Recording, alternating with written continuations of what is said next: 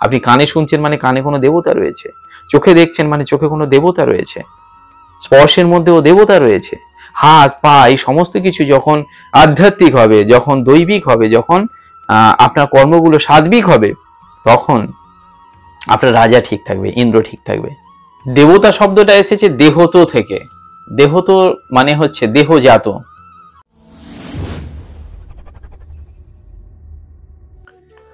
স্বর্গের রাজা হলেন ইন্দ্র। তিনি বসে আছেন সবার উপরে সিংহাসনে। তার চারিপাশে কারা বসে আছে? দেবতারা। সমস্ত দেবতারা ইন্দ্রকে রাজা বলে মেনে নিয়েছে। ইন্দ্র সিংহাসনে বসে আছেন আর সবাইকে পরিচালনা করেন।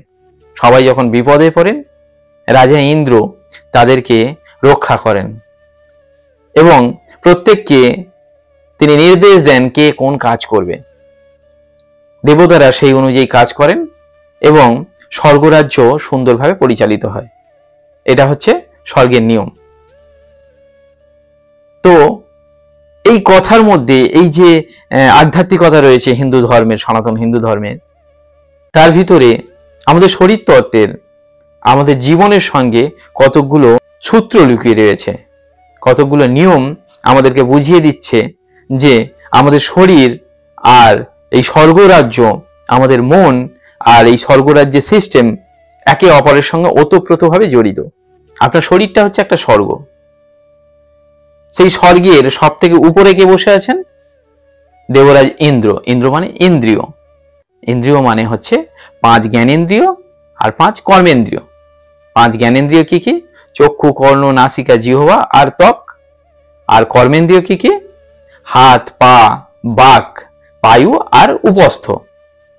এদের যে কর্ম রয়েছে, সেই কর্মকে কে পরিচালনা করবে? আমাদের যে ইন্দ্রিয় রয়েছে, সেই রাজা।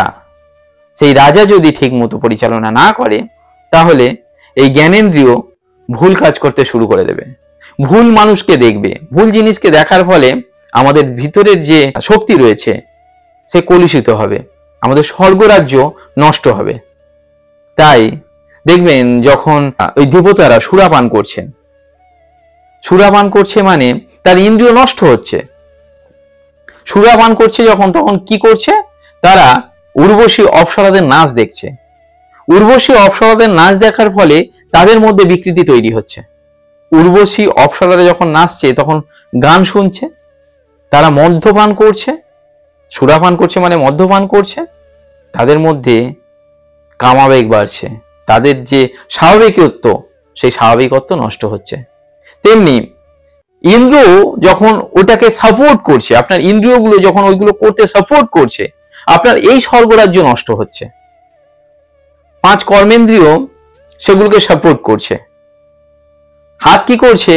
ওই সুরাটাকে গ্রহণ করতে সাহায্য করছে। কর্মেন্দ্রিয় মধ্যে একটা পড়ছে হাত। পা কি করছে? সেই নোংরা জায়গায় দেবতাদেরকে পৌঁছে দিচ্ছে। তার সঙ্গে পায়ু, উপস্থ, আমাদের মলাধার আর প্রস্রাবদ্বার, এর দ্বারা এফেক্টেড হচ্ছে। আমাদের মূলাধার চক্র এফেক্টেড হচ্ছে। আমাদের মূলাধার চক্র এবং উপস্থ যখন এর দ্বারা তরঙ্গিত হচ্ছে, তখন আমাদের মধ্যে বিকৃত কামবোধ জন্ম নিচ্ছে।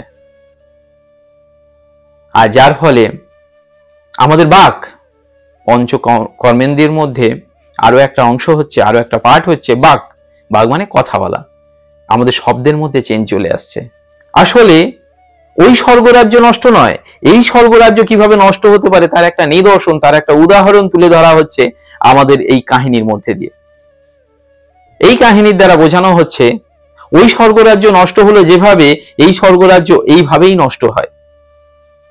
তাই আপনার ইন্দ্রিয়কে সংযত করতে হবে। রাজা যদি বিগড়ে যায়, রাজা যদি কুপথে চলে যায়, তাহলে এই কর্মেন্দ্রিয়, জ্ঞানেন্দ্রিয় এরাও কুপথের দিকে যাবে। এরাও যদি নিজেদেরকে কন্ট্রোল করতে না পারে, তখন কোনো একটা অসুর কিংবা কোনো একটা দানব এই স্বর্গরাজ্য দখল করে নেবে। তখন রাজাকে বন্দী করবে, ইন্দ্রিয়কে বন্দী করবে, আর আমরা হয়ে যাব আসুরিক। স্বর্গরাজ্যে চলে আসবে অসুর। কিন্তু সবার উপরে কে বসে আছে? সবার উপরে বসে আছে আমাদের মনের উপরেও চলছে আত্মা। এই আত্মা কে? এই আত্মা হচ্ছে পরমাত্মা। পরমাত্মাকে ভগবান শ্রীকৃষ্ণ। অর্থাৎ যদি আপনার মন সঠিক না হয় তাহলে আপনি আত্মার কাছে শরণাপন্ন হন, পরমাত্মার কাছে শরণাপন্ন হন। সবার উপরে যখন শ্রীকৃষ্ণ বসে আছেন, বিপদে পড়ে ব্রহ্মা বিষ্ণু মহেশ্বরের সমষ্টি হচ্ছেন শ্রীকৃষ্ণ, অর্থাৎ গড, GOD, জেনারেটর, অপারেটর আর ডিস্ট্রয়ার, সৃষ্টি, স্থিতি আর প্রলয়। এই ব্রহ্মা বিষ্ণু মহেশ্বরের ত্রিশক্তি থেকে তৈরি হলেন মহামায়া। এই ব্রহ্মা বিষ্ণু মহেশ্বরের ত্রিশক্তির দ্বারা মহামায়া তৈরি হলো, মানে আমরা বিশুদ্ধকরণের দিকে এগিয়ে এলাম। যখন আমাদের ভিতরে ইন্দ্র রাজা মানে ইন্দ্রিয় নষ্টের দিকে যায়, আমাদের জ্ঞানেন্দ্রিয় কর্মেন্দ্রিয় নষ্টের দিকে যায়, তখন ভগবানের শরণাপন্ন হন। তিনি উপায় দেখিয়ে দেবেন, তিনি মহামায়ার জন্ম দেবেন, তিনি আমাদের দুর্গতি নাশ করবেন।